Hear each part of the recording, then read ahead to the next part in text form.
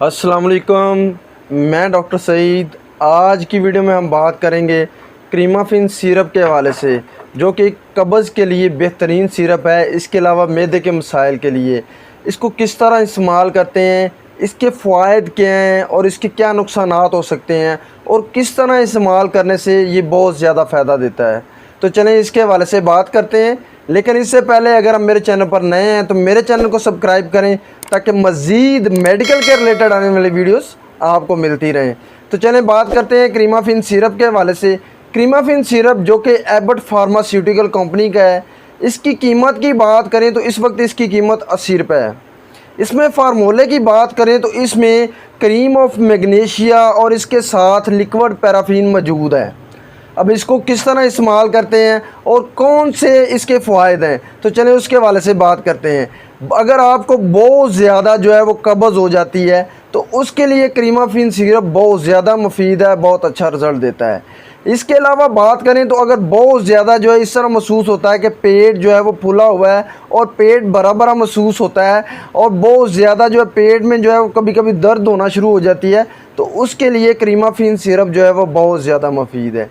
इसके अलावा जो है बहुत ज़्यादा पेट में जो है बोझ महसूस होता है और बहुत ज़्यादा जो है पेट में बोझ महसूस होने की वजह से इस तरह लगता है कि कोई चीज़ हमने खाई है वो ऊपर को आ रही है, तो उसके लिए क्रीमाफिन सिरप बहुत ज़्यादा मुफीद है।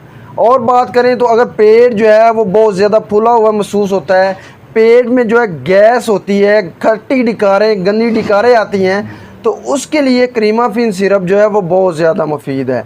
जब आप वाशरूम जाते हैं तो बहुत ज़्यादा जो है वो आपको लगता है कि बहुत ज़्यादा कब्ज़ है, स्टूल जो है वो बहुत ज़्यादा जो है वो सख्त आता है। इसके अलावा जो है वो स्टूल पास करते वक्त आपको जो है वो दर्द होती है, तो उसके लिए क्रीमाफिन सिरप जो है वो बहुत ज़्यादा मुफीद है। अब क्रीमाफिन सिरप की खुराक के हवाले से बात करें, इसको किस तरह इन कंडीशंस में इस्तेमाल करना चाहिए, तो अगर बहुत ज़्यादा कब्ज़ है तो आपको खाना खाने के बाद जो है वो 3 से 4 चमचे जो हैं वो आपको जो है शाम को इस्तेमाल करना चाहिए।